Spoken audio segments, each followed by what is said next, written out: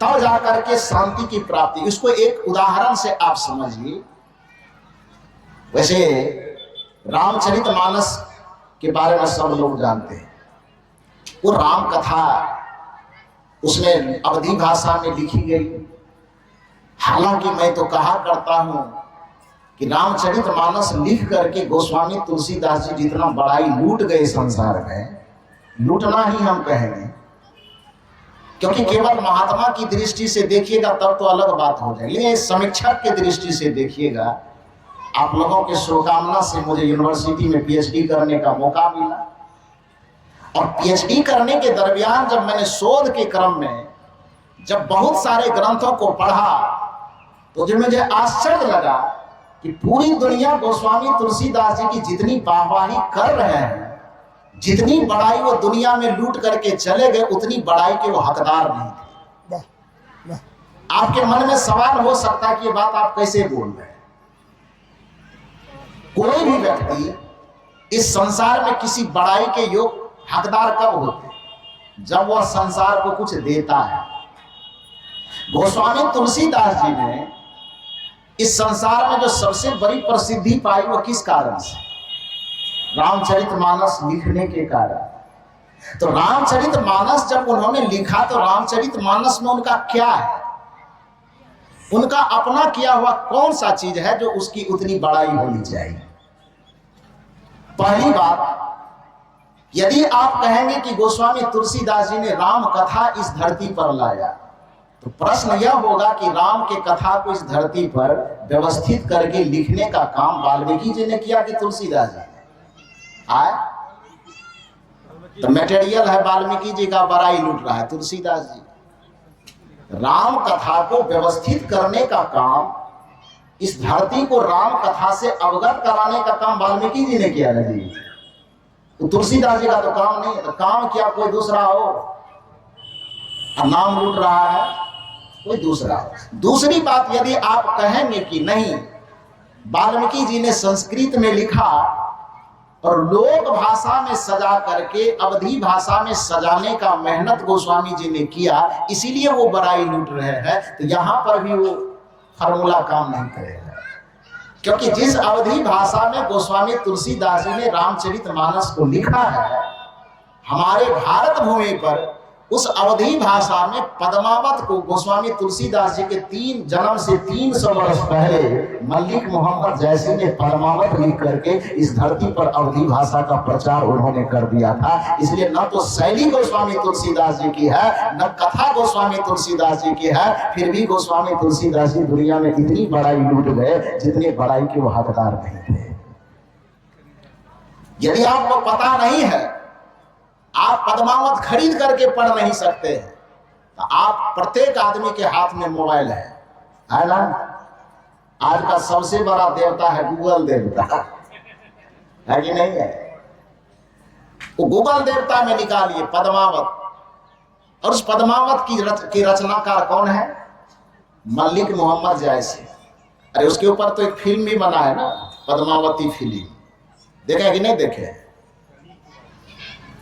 चित्तौड़ की जो कहानी है, राजा रत्नसेन की कहानी, पद्मावती की कहानी, और उसके साथ साथ नागमती की कहानी, तो वो किसके आधार पर बना है? वो मल्लिक मोहम्मद जैसी के लिखे हुए पद्मावत के आधार पे ही वो फिल्माया गया है। जब प्रोफेसर की पढ़ाई होती है, जब मैं प्रोफेसर बनने की तैयारी कर रहा था यूनिवर्सिटी के लिए, यदि कोई आप कलेक्टर बनना चाहते हैं, आईएएस आईपीएस की तैयारी करना चाहते हैं, तो आपको ये पुस्तक पढ़ना पड़ेगा।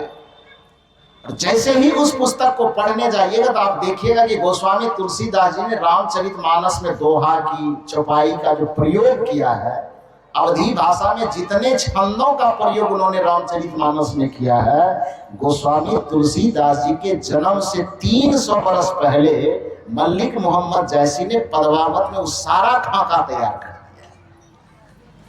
उस अवधी भाषा की शैली किसकी बनी हुई, बनाई हुई है? मल्लिक मोहम्मद जैसी की। कथा किसका बनाया हुआ है? वाल्मीकि जी का। राम कथा किसने लाया धरती पर? वाल्मीकि जी ने। और अवधी भाषा का जो शैली लाया, दोहा की शैली, चौपाई की शैली, सोरठा की शैली, छंद की शैली, वो किसने लाया? मलिक मोहम्मद जैसी ने। तो जब शैली का परिश्रम करके मलिक मोहम्मद जैसी ने लाया, परिश्रम करके कथा वाल्मीकि जी ने लाया, तो फिर तुलसीदास जी का उसमें कौन चीज हुआ? अलवा की सुथनी।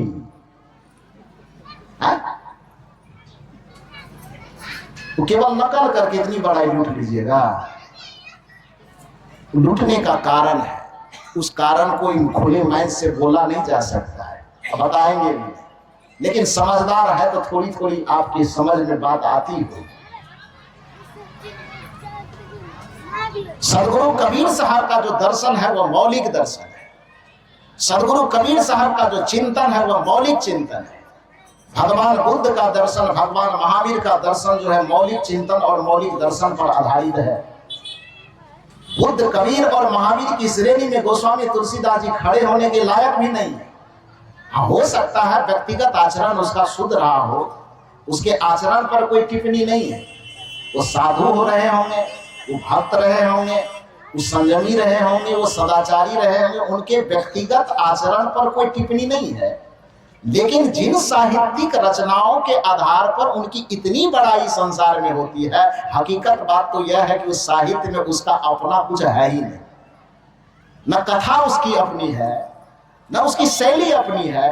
फिर भी कहावत प्रचलित है लोगों को कि रोड बनाने का काम करता है बेचारा मजदूर, पूरे गर्मी, बरसी, ठंडा, धूप की चिलचिलाती गर्मी में रोड पर बैठ करके पत्थर कौन कूटता है? मजदूर ना। जब बन करके तैयार होता है और उद्घाटन के लिए बोर्ड लगता है, तो उस बोर्ड में नाम किसका जाता है? नेताजी का। नेताजी के साथ में थोड़ा नीचा में ठेकेदारों का नाम चला जाए। जिसका उस बोर्ड में नाम गया हो, उस नेता का, उस ठेकेदार का बेचारा क्या दिन जाकर के रोड पर पत्थर कूटा है? गर्मी में क्या घंटा खड़ा रहा है? संसार की विडंबना यह है कि परिश्रम करने वाले चूक जाते हैं और उस परिश्रम का लाभ कोई दूसरा उठा जाता है, नाम कोई दूसरा कमा करके चला जाता है। खैर, उस पर मैं टिप्पणी नहीं करूंगा कि पढ़े लिखे लोग इस बात को समझ पाएंगे जो मैं कह रहा हूं। कहने का अभिप्राय है कि वो राम कथा के आधार पे बहुत सारे रामायण बने। उसमें एक रामायण है अध्यात्म रामायण। उस अध्यात्म रामायण में एक चर्चा आती है कि सीता जी को शांति का प्रतीक बताया जाता है और आत्मा को राम का प्रतीक बताया जाता है। जैसे इस संसार में आत्मा से शांति बिछुड़ गई, जिसके कारण आत्मा विकल रहता है, उसी तरह से उस रामायण में इस बात का चित्रण किया गया है कि प्रत्येक आत्मा से शांति रूपी सीता बिछड़ गई है, जिसके कारण आत्मा बड़ा विकल रहता है। भाव यह है कि उसमें शांति को, परम शांति को सीता के प्रतीक में चित्रित किया गया है। तो सीता को शांति के रूप में प्रस्तुत करने के कारण उसमें एक सवाल आता है कि वह शांति रूपी सीता इस धरती पर सबसे पहले किसको मिली? किसको मिली? यदि शांति को सीता का रूपक मान लिया जाए अथवा सीता को शांति का रूपक मान लिया जाए, तो प्रश्न यह होगा कि इस धरती पर वह शांति रूपी सीता, परम शांति, परमानंद, परम सुख रूपी सीता इस धरती पर सबसे पहले किसको मिली? राजा जनक। अब दूसरा सवाल यह होगा कि राजा जनक को शांति रूपी सीता जो मिली तो कब मिली? माला जपते वक्त में। शांति रूपी सीता राजा जनक को कब मिली? जिस समय राजा बन करके शासन चला रहे थे तब मिली थी? कि मंदिर में बैठ करके ध्यान लगाई थी तब मिली थी? कि बैठना, शील, संयम, त्याग, वैराग्य से उनका जीवन तो एकदम संपोषित था ही, लेकिन सीता तब भी उसको नहीं मिली जब ज्ञान, ध्यान, त्याग और तपस्या राजमहल को छोड़ करके, सिंहासन को छोड़ करके, मंदिर को छोड़ करके खेत में किसान बनने के लिए उतर गई और परिश्रम को उन्होंने हल पर हाथ लगा करके परिश्रम का सम्मान किया। तो एक तो उसका जीवन ज्ञान से भरा हुआ था और दूसरा खेत में उतर करके जिस दिन वह किसान बन गया, परिश्रम का आदर उन्होंने किया, उसी दिन सीता उसके समक्ष प्रकट हो गई। इस कहानी का संकेत यह है कि कोई व्यक्ति यह सोचे कि केवल हम अपनी बुद्धि के बल पर बड़े हो जाएंगे और श्रम को छोटा कर करके मानेंगे, तो उसकी साधना कभी पूरी नहीं होगी, उसके परिणाम में उसको शांति नहीं मिलेगी। राजा जनक को भी शांति तब मिली जब उसका मस्तिष्क ज्ञान से भरा रहा और अपने तन को जिस दिन वह खेत में उतार दिया कि अब हल चलाने को हम आदर देना शुरू करेंगे, आज से हम हल चलाने के लिए तैयार हो रहे हैं, आज से हम किसान बनने के लिए तैयार हो रहे हैं, अर्थात आज से अपने शरीर को हम परिश्रम में लगाने के लिए तैयार हो रहे हैं। तो मस्तिष्क तो ज्ञान से भर गया और तन जब खेत में उतर करके परिश्रम से जुड़ गया तो उसी समय सीता प्रकट होती है और सीता का दर्शन, सीता का लाभ राजा जनक को मिला। इसका सांकेतिक भाव यह है कि जो मनुष्य अपने तन को सेवा कार्य में लगा करके रखेगा और मन को गुरु के ज्ञान में लगा करके रखेगा, उसी के जीवन में शांति रूपी सीता, मोक्ष रूपी सीता, ज्ञान रूपी सीता, स्वर्ग रूपी सीता का प्रकटीकरण होगा। तो आप भी अपने जीवन में स्वर्ग चाहते हैं, सुख चाहते हैं, शांति चाहते हैं, तो एक तो परिश्रम करने वाले को आदर कीजिए। घर में जो रोटी बना करके खाना पीना देती है, अधिकांश पुरुष लोग का यह ताना होता है कि घर में जो सुबह शाम रोटी बना करके खिलाती है, झाड़ू चौका बर्तन करती है, पुरुष लोग बाहर में काम करते हैं, तो घर में आने के बाद यदि थोड़ी मोड़ी कुछ बात हो जाती है तो पत्नी को ताना मारता है, तुम तो घर के मेढक हो, घरे भर के बात जानती हो, तुमको क्या समझ में आता है दुनियादारी क्या होता है, खाली रोटी बेलते रहती है, रोटी बनाते रहती है, उसी में जीवन चल जाता है। पतियों को यह ध्यान देना चाहिए कि हो सकता है कि आपका परिश्रम संघर्ष से भरा हुआ हो सकता है आपका परिश्रम पसीने चुबाने वाला हो, दूसरे के डांट खाने के बाद आपको कुछ पैसे मिलते हो, दूसरे के ताना सुनने के बाद कुछ पैसे मिलते हो, आपके परिश्रम का निरादर नहीं है, आपको तो मेहनत करनी ही पड़ती है। लेकिन आपको यह ध्यान रखना चाहिए कि घर में रहने वाली महिलाओं का भी मेहनत कम नहीं है, उसके भी मेहनत का आदर दिया करो, उसके भी मेहनत का सम्मान किया करो, क्योंकि परिश्रम कोई भी होता है वह परिश्रम छोटा नहीं होता है, सभी परिश्रम अपने आप में महान होता है। छोटे बड़े हर एक श्रम को महत्व दीजिए, श्रम करने वाले को छोटा मत दिखाइए आप। यह सदगुरु कबीर का दर्शन है। इसीलिए राम तत्व का भजन करने के बावजूद भी, राम तत्व का सुमिरन की सलाह देने के बावजूद भी कबीर साहब ने परिश्रम को कभी छोड़ा नहीं। मानव जीवन को व्यवस्थित करने के लिए कबीर साहब ने दोनों बात कही। उनका एक पद याद कीजिए, सुकृत कर ले नाम सुमिर ले, को जाने कल की खबर नहीं या जग में पल की। मानव को इस जीवन की क्षणभंगुरता दिखाते हुए प्रत्येक मनुष्य को अपने जीवन की सजगता पूर्वक उपयोग करने के लिए जो विधि हो सकता है वह बताते हुए कबीर साहब कहते कि दो काम करना तब जीवन सफल होगा। पहला काम क्या करना? सुकृत कर ले। सुकृत का मतलब कृत में सु उपसर्ग का संयोग है। कृत भी दो प्रकार का, कुकृत भी हो सकता है, कुकर्म भी हो सकता है। तो साहब कहते कृत तो करना लेकिन सुकृत करना, अच्छा कर्म करना, भला करना, कभी किसी का बुरा मत करना, परहित करना, पर अपकार मत करना, परोपकार करना, दूसरे का भला करना, दूसरे की सफलता में सहयोगी बनना, दूसरे की मुस्कुराहट में सहयोगी बनना, ये बात ध्यान रखना। इसलिए कबीर साहब कहते हैं कि संसार में जीवन को सफल करना चाहते हो, मानव जीवन को सफल करना चाहते हो, दो काम करना। पहला काम तन के स्तर पर सुकृत कर ले, अब दूसरा काम मन के स्तर पर नाम सुमिर ले। दोनों में से एक को भी आपने छोड़ा तो जीवन आपका बर्बाद हो जाए। ना तो केवल शरीर का परिश्रम आपको शांति दे पाएगा और न केवल गुफा में बैठ करके माला जपना आपको शांति दे पाएगा। ये दोनों का समन्वय जिस दिन हो जाएगा, सुकृत कर ले नाम सुमिर ले, को जाने कल की खबर नहीं या जग में पल की, खबर नहीं या जग में पल की। तो सुकृत कर ले, शुभ कर्म जब आप करेंगे तो इससे आपका तन स्वस्थ बना रहेगा। तो पहली संपदा आपकी यह है कि तन आपका स्वस्थ रहे, अन्यथा संसार के सारे ऐश्वर्य आपके सामने इकट्ठे रहेंगे लेकिन उसका उपभोग आप नहीं कर पाएंगे।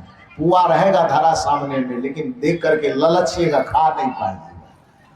शरीर को ब्लड प्रेशर यदि धर लिया तो अच्छे अच्छे पकवान बने रहेंगे, सजे रहेंगे थाली में, लेकिन देख करके जी लपलपाएगा, एक ठो खा नहीं पाएगा।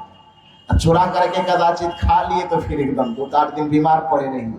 तो स्वास्थ्य को सुरक्षित रखने के लिए अपने शरीर को थोड़ा सा परिश्रम में लगा करके रखिए, मेहनत कीजिए। मेहनत करने का कभी निरादर मत कीजिए, मेहनत करने वाले को कभी नीचा मत दिखाइए, बल्कि मेहनत पूजा के सदृश है, उसको भी पूजा का अपना एक हिस्सा समझ करके, कर्म को पूजा समझ करके कुछ परिश्रम कुछ कर्म करते रहिए। कर्म करने वाला छोटा नहीं होता है, बल्कि जीवन को व्यवस्थित करने के लिए कर्म भी आवश्यक चीज है। ये कबीर साहब का दर्शन है। और दूसरा चीज, आपके चेहरे की मुस्कुराहट आपकी सबसे बड़ी संपदा है। इस संपदा को कभी मत गंवाइए। दुर्भाग्य है कि मनुष्य इस संसार के सारे ऐश्वर्य को इकट्ठा तो करता है, लेकिन जो उसके जीवन का परम ऐश्वर्य है, उसके हृदय की प्रसन्नता और चेहरे की मुस्कुराहट, इसी को वह गंवा बैठता है। और याद रखिए, जो आदमी इस जीवन में मुस्कुरा ही नहीं सका, हंस ही नहीं सका, तो पूरी दुनिया की संपदा इकट्ठा करने के बावजूद भी वो क्या पाया संसार से?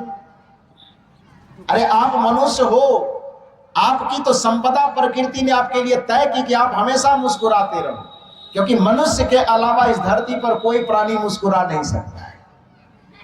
86-84 लाख योनि की जो परिकल्पना की गई धरती पर, इस 84 लाख योनि में मानवेतर जितने प्राणी हैं, मनुष्य को छोड़ करके क्या कोई भी प्राणी मनुष्य के अलावा मुस्कुरा सकता है? एक कुत्ते को किसी बात की खुशी मिले तो कुत्ता कैसे उस खुशी को प्रकट करेगा? हंस करके, पूंछ हिलाकर। घोड़ा गधा को किसी बात की खुशी मिल गई हो अचानक, तो वह अपनी खुशी कैसे प्रकट करेगा? वो एक तरह का आवाज लगाए। कोयल को किसी तरह की खुशी मिल गई तो क्या वो मुस्कुरा करके अपनी खुशी प्रकट करेगा? उसकी खुशी प्रकट करने का कोई तरीका और होगा। धरती के जितने प्राणी हैं, सब प्राणी को खुशी तो किसी न किसी बात की होती होगी, सुख का अनुभव तो होता होगा, लेकिन उस सुखानुभूति को प्रकट करने का तरीका हंसना और मुस्कुराना नहीं हो सकता। एक हंसी की संपदा, मुस्कुराहट की संपदा 84 लाख योनि में यदि किसी को मिला है तो उस प्राणी का नाम है मनुष्य। और दुर्भाग्य है कि मनुष्य ही अपनी उस संपदा को, महत्व को भूल गया है। आज मनुष्य हर चीज को तो हासिल कर लिया है, लेकिन अपनी मुस्कुराहट को गवा बैठा है। ये सबसे बड़ा दुर्भाग्य है। और जिसने अपने जीवन के मुस्कुराहट को ही गवा बैठा, भला वह व्यक्ति स्वर्ग कैसे पाए? जीवन के प्रत्येक क्षण में स्वर्ग का अनुभव करवाने वाला जो मुस्कुराहट, वही चला गया। अफसोस जाहिर किया है किसी शायर ने कि बुलबुल को देखो तो मस्ती में चहकता है। एक पक्षी को देखे तो आपसे ज्यादा प्रसन्न रहता है कि नहीं रहता है? और अपने आप को बड़ा एकदम ऐश्वर्यशाली मानव कहते हैं आप, लेकिन अपने से एक पक्षी की तुलना कीजिए तो आपसे ज्यादा प्रसन्न एक पक्षी रहता है। बुलबुल को देखो तो मस्ती में चहकता है, फूलों को देखो तो हरदम महकता है, मगर इस इंसान को क्या हो गया है भगवान? जब देखो तो हमेशा कूड़ता और बहकता है, जब देखो तो हमेशा कूड़ता और बहकता है। जब भी देखो तो इसके माथे में हमेशा तनाव, जब भी देखो तो किसी दूसरे को देख करके एकदम मुंह टेढ़ा कर लेता है, जब भी देखो तो लगता है किसी एक दूसरे को सामने रिश्ते नाते को देखने के बाद उसके माथे पे लगता है 50 केजी का कोई पत्थर डाल दिया है। चेहरे की मुस्कुराहट चली गई है। बिहार राज्य के समस्तीपुर जिले में एक डॉक्टर साहब के मेडिकल का उद्घाटन था। उसके उद्घाटन के अवसर पर उन्होंने सत्संग का कार्यक्रम रखा था। वो बेचारे हार्ट के स्पेशलिस्ट थे। तो उद्घाटन करने के बाद वो अपने क्लिनिक में कहे, गुरुजी थोड़ा सा कुर्सी पर बैठ जाइए। हम लोग सभी संत गए, कुर्सी निकाली गई, बैठे सब लोग। तो कुर्सी पर बैठने के लिए अंदर जो जा रहे थे, अचानक उसके गेट पर नजर पड़ी। जो डॉक्टर साहब का केबिन होता है, तो डॉक्टर साहब जिस चैम्बर में बैठेंगे उसके गेट पर, दरवाजे पर, चौखट के ऊपर में लिखा हुआ था कि इस जगह पर लाखों रुपए लगा करके रिंच और सिरिंज से अपने हार्ट को खोलवाने के लिए उसी व्यक्ति को आना पड़ता है जो अपने परिवार और मित्रों के बीच में बैठ करके कभी दिल खोल करके हंसा नहीं है। उसी व्यक्ति को यहाँ पर पैसा दे करके दिल खोलवाने के लिए आना पड़ता है। बात समझ में आई कि नहीं आई? कि जो अपने मित्रों के बीच में कभी दिल खोल करके मुस्कुराया नहीं, जो पति और पत्नी के बीच बैठ करके कभी मुस्कुराया नहीं, दिल खोल करके हंसा नहीं, जो परिवार के बीच में किसी अवसर को निकाल करके बैठ करके एक दूसरे को देख करके मुस्कुराया नहीं, खिलखिलाया नहीं, हंसा नहीं, प्रसन्न नहीं हुआ, उस डॉक्टर साहब ने अपने गेट पर वेद से भी बड़ा वचन उन्होंने लिखा था। उस वचन को देख करके मैं बड़ा अचंभित हुआ। उन्होंने लिखा था कि इस दरवाजे पर आकर के लाखों रुपए दे करके दिल खोलवाने की जरूरत उसी व्यक्ति को पड़ती है जो अपने परिवार के बीच में दिल खोल करके कभी हंसा नहीं है। जो अपने परिवार के बीच में दिल खोल करके हंस लेते तो मेडिकल हॉस्पिटल में आकर के दिल खोलवाने की जरूरत नहीं पड़ती। आप अपने घरों में थोड़ा सा मुस्कुराओ ना, हंसो ना, और घर में मुस्कुराहट खिल जाएगी तो स्वर्ग के आने की तैयारी हो जाएगी। मृदुबानी सुंदर बर्ताव सभी गुणों की खान है, प्रेम की गंगा बहे जहां पर वह घर स्वर्ग समान है। दूसरी बात याद रखी कि जब तक आप अध्यात्म के समर शरण में नहीं आएंगे, मैंने पहले कहा कि तन को परिश्रम से जोड़ना होगा और मन को कहां से जोड़ना होगा? राम से जोड़ना होगा, आत्मा से जोड़ना होगा। दो ही फार्मूला है। कुछ लोगों को, बुद्धिजीवी लोगों को लगता है कि राम से जोड़ने की बात खाली महात्मे लोग करता है कि और कोई करता है। 2 मिनट के खातिर महात्मा की बात हम छोड़ देते हैं। अच्छा, फिल्म देखते हैं कभी आप लोग? नहीं देखते हैं।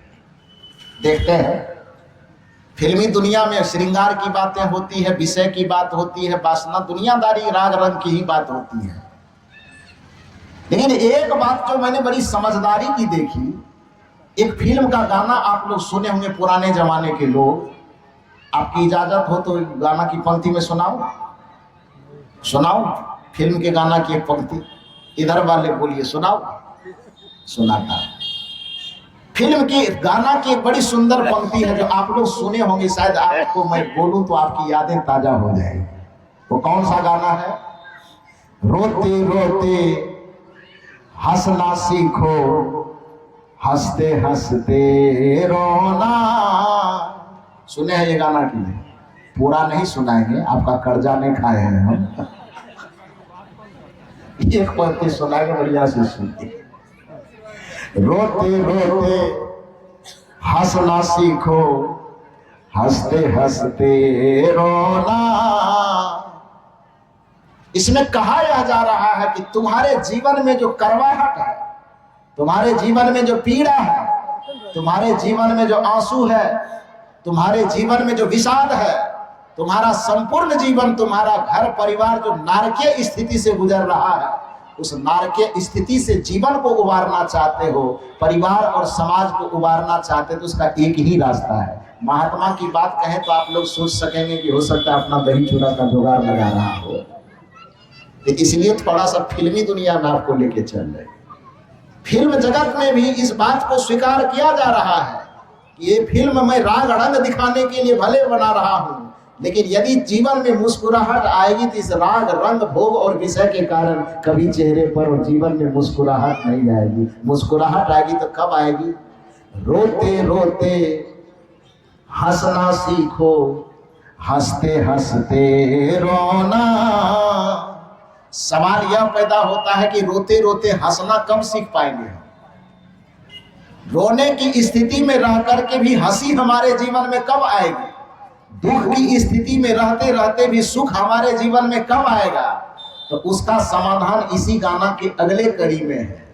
रोते रोते हंसना सीखो, हंसते हंसते रोना। आगे की कड़ी, जितनी चाबी भरी। आगे जानते हैं आप लोग, इधर वाले लोग जानते हो। आगे की कड़ी क्या है? रोते रोते हंसना सीखो। चाबी तो हमारा बगले में है ना? परम पूज्य श्री राम साहब यही चाबी है भाई। कबीर साहब ने बार बार बताया कि चंचल मन के अधम काम, कहानी कबीर भजो राम नाम। राम नाम भजू, राम नाम भजू, चेत देखो मन माही हो। लक्ष्य करोड़ जोड़ी धन गारे, चलत डोलावत बाही हो।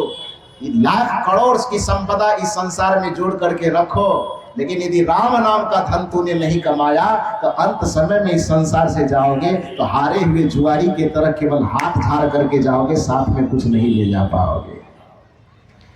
इसलिए संसार के ऐश्वर्य को तो जो आप अर्जित करते हो करो ही, सत्संग में आकर के संत और गुरु के चरण में आकर के उस राम नाम की संपदा को भी कमाओ।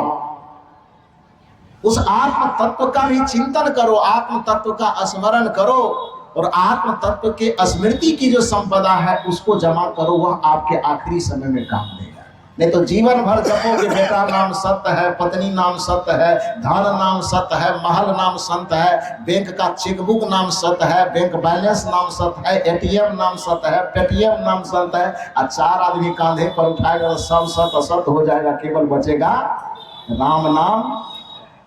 क्या बचेगा? थोड़ा जोर से बोल दीजिए। कल्हे बहरा हो गए हैं हम, इलाज करवा लेंगे। थोड़ा सा आप लोग कृपा कीजिए, आवाज ऊंची कीजिए तो हम सुन सके। जीवन भर जो आपने जपा कि बेटा नाम सत, पत्नी नाम सत, धन नाम सत, दौलत नाम सत, जमीन नाम सत, मकान नाम सत, और चचड़ी फटड़ी पर जैसे चढ़े तो सब इतना सत जीवन भर रट रहे थे, क्या हो गया? सब असत हो गया ना। अब सत्य क्या बचा? राम नाम।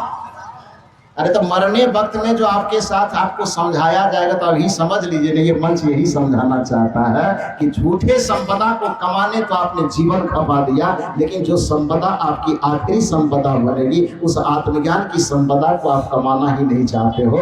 जिस दिन अपने तन को काम में आपने लगाया और मन को अपने राम में लगाना शुरू कर दिया, उसी दिन आपके जीवन का लोक और परलोक दोनों संवर जाएगा। पूरे जीवन में स्वर्ग का वातावरण छा जाएगा। इस फिल्म के गाना की अगली कड़ी में यही संकेत है। रोते रोते हंसना सीखो, हंसते हंसते रोना। जितनी चाबी भरी राम ने, ध्यान दीजिए शब्द पर, जितनी चाबी भरी दुकान में नहीं, जितनी चाबी भरी मकान में नहीं, जितनी चाबी भरी जमीन जायदाद में नहीं, जितनी चाबी बड़ी रिश्ते नाते संबंध नहीं, बल्कि जितनी चाबी किसके द्वारा भरी जाएगी? वो हृदय निवासी राम के द्वारा। रोते रोते हंसना सीखो, हंसते हंसते रोना। जितनी चाबी भरी राम ने, उतना चले खिलौना। रोते रोते हंसना सीखो, हंसते हंसते रोना। आपके जीवन में मुस्कुराहट केवल उस राम तत्व का भजन ला सकता है। इसलिए जब संत के द्वारा यह कहा जाता है कि उस रमैया राम का भजन करो, तो आप मखौल मत उड़ाइए कि भजन तजन करने से क्या होता है, गुरु धारण करने से क्या होता है, सत्संग करने से क्या होता है। फैक्ट्री में जाएंगे तो कुछ पैसा मिलेगा, पैसा मिलेगा लेकिन शांति नहीं मिलेगी। क्योंकि जीवन में कुछ चीजें ऐसी होती है जो पैसे से नहीं खरीदी जा सकती। कुछ विचारक ने प्रश्न किया है कि पैसे आपके पास आएगा तो स्वाभाविक है कि आप पलंग खरीद लेंगे, तोशक खरीद लेंगे, तकिया खरीद लेंगे, लेकिन दुनिया के किसी दुकान में नींद को भी खरीदा जा सकता है क्या? पैसे आपके पास होंगे, सोने और चांदी की थाली खरीद लेंगे आप, उस थाली में परोसने के लिए 56 प्रकार का भोजन भी खरीद लेंगे आप। लेकिन दुनिया के किसी भी दुकान में जाकर के आप अपने पेट की भूख खरीद सकते हैं? तो जरा बताइए। दुनिया के किसी भी दुकान में जाकर के आप टेबलेट खरीद सकते हैं, सिरिंज खरीद सकते हैं, दवा खरीद सकते हैं, लेकिन दुनिया के किसी भी दुकान में जाकर के आप स्वास्थ्य खरीद सकते हैं? यदि दुनिया में कोई ऐसा दुकान हो तो थोड़ा पता हमें बता दीजिए। दुनिया के दुकानों में जाकर के आप हारमोनियम बाजा खरीद सकते हैं, वो हारमोनियम खरीदा जा सकता है, नाल खरीदा जा सकता है, लेकिन दुनिया के किसी भी फैक्ट्री में, दुनिया के किसी भी दुकानों में पैसे लगा करके कोई व्यक्ति स्वर खरीद ले, लय खरीद ले, ताल खरीद ले, यदि ऐसा कोई दुकान हो दुनिया में तो जरा पता हमें बताना। दुनिया के किसी भी दुकान में श्रृंगार खरीदा जा सकता है, गहने जेवर खरीदे जा सकते हैं, कान में पहनने वाला, नाक में पहनने वाला आभूषण खरीदा जा सकता है, लेकिन दुनिया के किसी भी दुकान में पैसे लगा करके कोई रूप खरीद करके ला सकता हो, ऐसा भी कोई दुकान दुनिया में है तो जरा सा बता दीजिएगा, है क्या? पूरी दुनिया में बहुत सारी चीजें ऐसी है जिसको पैसे से नहीं खरीदी जा सकती। तो पैसा आप कमाते हो, पैसा कमाना बुरी बात है, जो पैसे से नहीं कमाई जा सकती, और जो संपदा, जो शांति, जो सुख पैसे से नहीं कमाया जाता, वही संपदा कमाने का तरीका ये संत और गुरुजन देते हैं कि अपने आप का चिंतन करो, अपने आत्म तत्व का ज्ञान प्राप्त करो और आत्म तत्व में रमण करो, तो फिर वह आपको सुख और शांति जो पैसे से नहीं खरीदी जा सकती, वो आत्मज्ञान के प्रभाव में आपको वो सुख और शांति की प्राप्ति हो जाएगी। इसलिए निवेदन है कि जिस राम नाम का भजन करने से, राम नाम का चिंतन करने से हम दुखों से पार जाते हैं, उस रमैया राम क्यों अपना मुख मोरा, स्वर्ग चाहते हैं, सुख चाहते हैं, फिर भी राम तत्व से मुख मोड़े हुए। तो राम नाम से तूने बंदे, सवाल है क्यों अपना मुख मोरा, दौड़ा जाए रे समय का घोड़ा, हो दौड़ा जाए रे समय का घोड़ा। ये उम्र का घोड़ा, ये समय का घोड़ा दौड़ता चला जा रहा है। ये जीवन के अवसर बीतते चले जा रहे हैं। बचपन बीत गई, जवानी बीतने को है, किसी की जवानी बीत गई, बुढ़ापा आ गई, और बुढ़ापा आने के बाद फिर न उसका तन काम करेगा, न मन काम करेगा, न बुद्धि काम करेगी, न इंद्रियां काम करेगी। मुंह से बोलना चाहेगा राम राम तो बोलाएगा आम आम, बोलाएगा कि नहीं? आवाज नहीं निकलेगी ना, दांत तो है नहीं मुंह में। आंख से देखना भी चाहेगा तो देख नहीं पाएगा। तो कहने का यह अभिप्राय कि जीवन और जवानी के अवसरों को बीतने से पहले संसार के धन दौलत संपदा को कमाते कमाते एक संपदा जो आध्यात्मिक संपदा है, जो आत्मिक संपदा है, जो केवल फकीरों के पास ही कमाई जा सकती है। क्योंकि उर्दू के एक शायर ने कहा कि तमन्ना दर्द दिल में गर तो खिदमत कर फकीरों की, नहीं वह लाल मिलता है अमीरों के खजाने में, सेठों साहूकारों सरकारों के खजाने में ये आत्मज्ञान की संपदा नहीं मिलती है। आत्मज्ञान की संपदा, राम नाम की संपदा, ब्रह्म ज्ञान की संपदा, आत्म कल्याण की संपदा जब भी इस पूरे सृष्टि में किसी को आज तक मिला है तो वो संतों के चरण में मिला है। इसलिए संतों के चरण में आकर के उस राम तत्व को प्राप्त कर। राम नाम से तूने बंदे क्यों अपना मुख मोड़ा, दौड़ा जाए रे समय का घोड़ा, हो दौड़ा जाए रे समय का घोड़ा। हमारा जीवन कैसे व्यर्थ में बीत गया, उदाहरण देकर के समझाया जा रहा है। एक दिन बीता खेल कूद में, एक दिन मौज में सोया, देख बुढ़ापा आया तो क्यों पकड़ के लाठी रोया। अब भी राम सुमिर ले, नहीं तो जितना बीत गया तो बीते हुए की तो कोई वापसी नहीं हो सकती, लेकिन अब भी जो बचा हुआ है कम से कम सुधर तो जाओ। कि गोड्डा जिला की इस अधिवेशन से जो अब तक नहीं सुधरे हैं, कम से कम इस अधिवेशन का फायदा यह लीजिए कि हमारे संत गुरुजन जो इतने दूर दूर से पधारे हुए, बड़ा सौभाग्य है। साहब अभी बता रहे थे, आप दिन रात परिश्रम करके अपने पसीना के कतरा कतरा लगा देते हैं 20 साल 25 साल का वक्त थोड़ा कम लगता है क्या? 100 जीवन 100 वर्ष का यदि जीवन माना जाए तो जीवन की 1/4 पार है। जिस किसी भी फील्ड में समर्पित पूर्वक आप अपने जीवन का इतना बड़ा हिस्सा लगा देते हैं तो दुनिया की कोई ऐसी सफलता नहीं है जो आपकी मुट्ठी में नहीं आ सकती है। जो चाहेंगे वो आपकी मुट्ठी में आ जाएगा। ये मैंने अपने जीवन में अनुभव किया है। तो ये हम लोगों का सौभाग्य है। खेल कूद में एक दिन मौज में सोया, देख बुढ़ापा आया तो क्यों पकड़ के लाठी रोया। अब भी राम सुमिर ले नहीं तो, अब भी राम सुमिर ले नहीं तो पड़ेगा काल हथौड़ा। दौड़ा जाए रे समय का घोड़ा, हो दौड़ा जाए रे समय का घोड़ा। राम नाम से तूने बंदे क्यों अपना मुख मोरा। दौड़ा जाए रे समय का घोड़ा। और उस राम में अपने मन को नहीं लगाएगा तो मन उसका भटकेगा, इंद्रियां उसकी भटकेगी और विषय के तरफ ले जाकर के ऐसे नरक में डालेगी कि स्वर्ग का सपना देखते रह जाएगा, लेकिन स्वर्ग कभी मिलने वाला नहीं है। इसलिए निवेदन है, मन के कहे जो चलते हैं वो दुख ही दुख है पाते।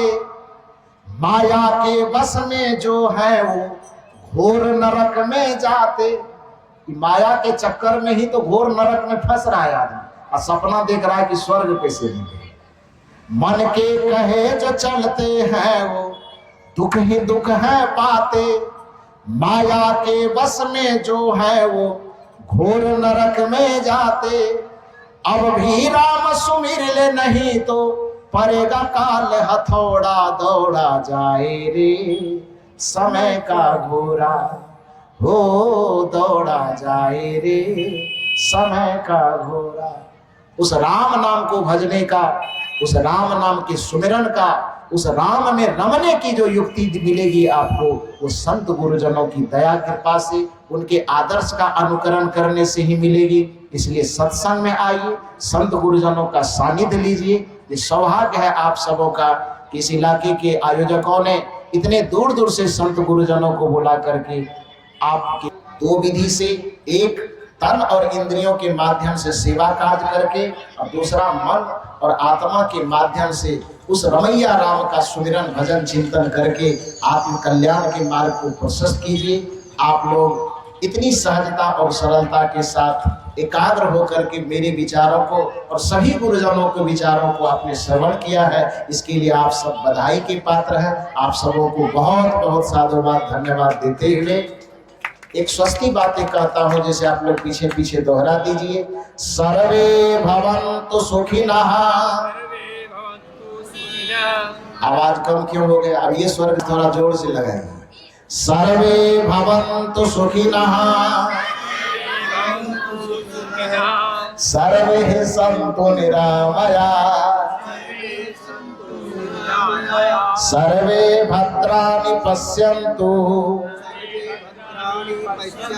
मां कश्चित् दुख भाग भवेत्।